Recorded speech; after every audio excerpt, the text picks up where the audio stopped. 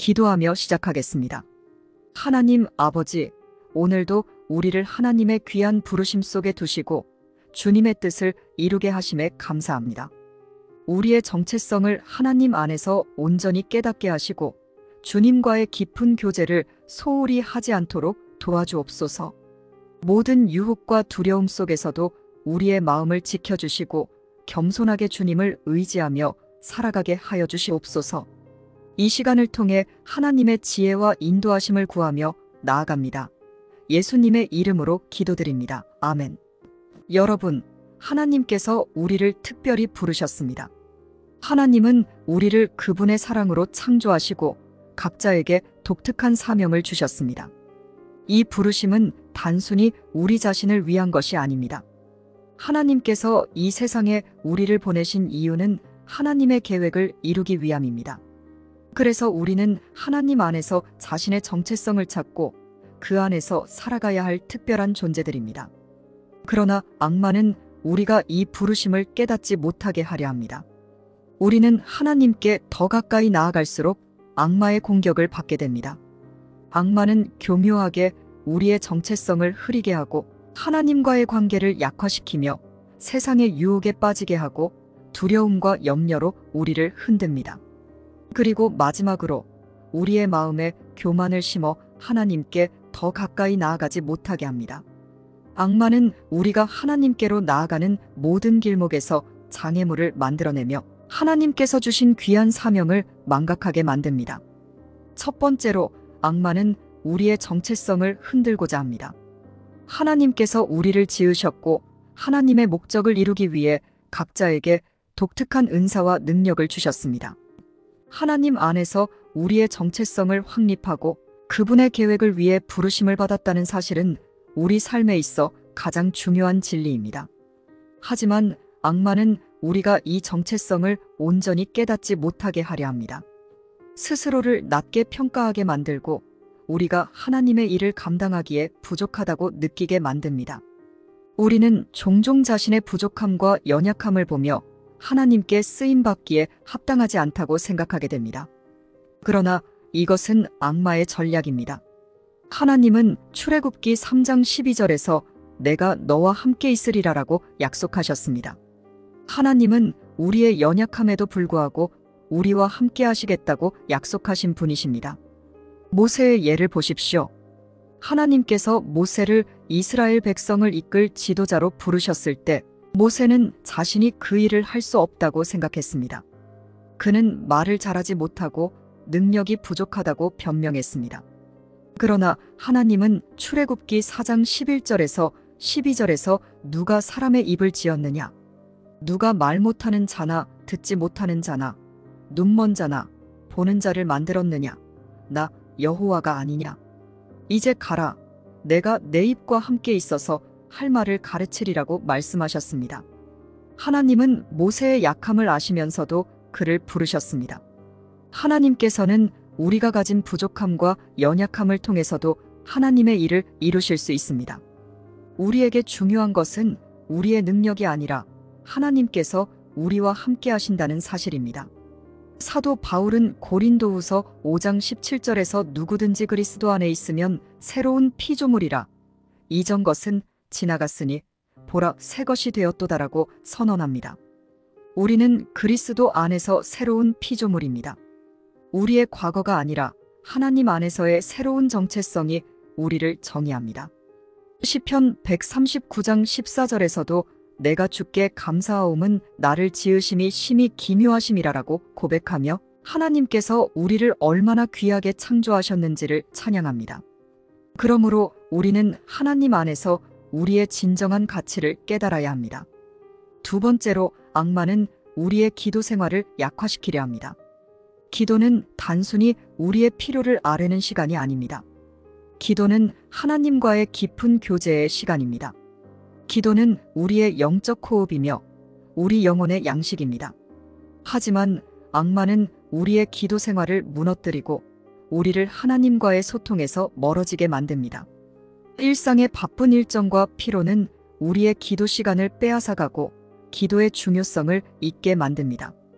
바울은 빌립보서 4장 6절에서 아무것도 염려하지 말고 오직 모든 일에 기도와 간구로 너희 구할 것을 감사함으로 하나님께 아뢰라고 권면합니다.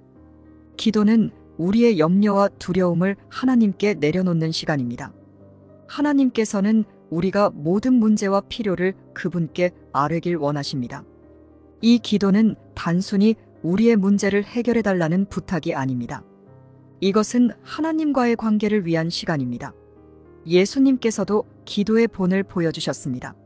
마가복음 1장 35절에서 예수님께서는 새벽 아직도 밝기 전에 일어나 나가 한적한 곳으로 가사 거기서 기도하시더니라고 기록되어 있습니다. 예수님께서는 하루를 기도로 시작하시며 하나님께 온전히 의지하셨습니다. 하나님께서 우리에게 주신 기도는 우리의 영혼을 새롭게 하고 하나님의 뜻을 깨닫게 하는 중요한 시간입니다. 예수님께서 겟세마네 동산에서 하신 기도를 기억하십시오. 그분은 십자가의 고통을 앞두고 아버지여 할 수 있거든 이 잔을 내게서 지나가게 하옵소서라고 기도하셨습니다.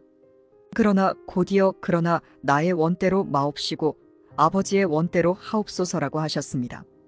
기도는 우리의 뜻을 하나님께 내려놓는 시간이자 그분의 뜻을 받아들이는 시간입니다. 세 번째로 악마는 관계를 파괴하고 공동체를 분열시키고자 합니다. 하나님께서는 우리가 서로를 사랑하고 용서하며 함께 하나님의 사명을 이루길 원하십니다. 그러나 악마는 우리의 관계에 갈등과 오해를 심습니다. 그는 작은 오해와 사소한 문제를 크게 부풀려 하나님께서 주신 사랑의 공동체를 분열시키려 합니다. 예를 들어 사울은 다윗에 대한 질투심에 사로잡혀 다윗을 죽이려 했습니다. 이러한 갈등과 미움은 하나님의 뜻을 이루는데 큰 장애물이 됩니다. 에베소서 4장 32절에서 사도 바울은 서로 친절하게 하며 불쌍히 여기며 서로 용서하기를 하나님이 그리스도 안에서 너희를 용서하심과 같이 하라고 권면합니다. 우리는 공동체 안에서 상처받을 때 하나님께서 우리를 용서하신 것처럼 서로를 용서해야 합니다. 예수님께서는 마태복음 5장 9절에서 화평하게 하는 자는 복이 있나니 그들이 하나님의 아들이라 일컬음을 받을 것임이요라고 하셨습니다. 하나님께서는 우리가 평화를 이루고 서로의 상처를 감싸며 하나 되는 것을 기뻐하십니다. 우리는 이 화평의 도구가 되어야 합니다. 네 번째로 악마는 우리를 세상의 유혹에 빠지게 하여 하나님을 향한 헌신을 약화시키려 합니다.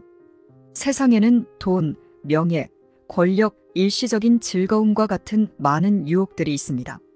악마는 우리로 하여금 이러한 세상의 유혹에 마음을 빼앗기게 만듭니다. 물질적인 욕망과 성공에 대한 집착이 우리로 하여금 하나님을 잊게 만듭니다. 디모데전서 6장 10절에서 사도 바울은 돈을 사랑함이 일만 악의 뿌리가 되나니라고 경고합니다. 돈과 세상의 유혹은 우리의 마음을 하나님에게서 멀어지게 만듭니다. 우리가 이 세상의 잠깐의 쾌락에 집중할 것이 아니라 영원한 것을 바라보아야 합니다.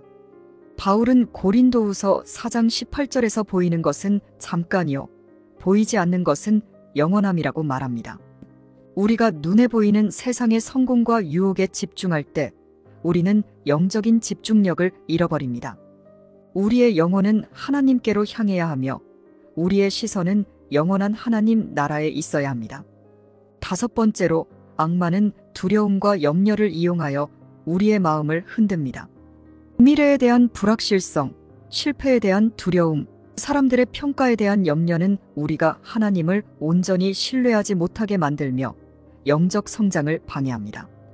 우리는 하나님께서 우리에게 주신 사명을 이루기 위해 나아가야 하지만 악마는 우리의 마음속에 불안을 심어 그 길을 주저하게 만듭니다. 이사야 41장 10절에서 하나님께서는 두려워하지 말라. 내가 너와 함께함이니라. 놀라지 말라. 나는 내 하나님이 됨이니라. 내가 너를 굳세게 하리라. 참으로 너를 도와주리라. 참으로 나의 의로운 오른손으로 너를 붙들리라라고 약속하셨습니다. 하나님께서는 두려워하지 말라고 분명히 말씀하셨습니다. 우리가 어떤 상황에 있든 하나님께서 우리와 함께 하시고 우리를 붙드신다는 약속입니다. 사람들로부터의 평가와 그들의 시선에 대한 두려움 또한 악마의 전략입니다. 우리는 종종 다른 사람들의 평가를 의식하며 하나님의 뜻보다 사람들의 눈치를 보게 됩니다. 하지만 잠언 29장 25절에서 사람을 두려워하면 올무에 걸리게 되거니와 여호와를 의지하는 자는 안전하리라라고 경고하고 있습니다.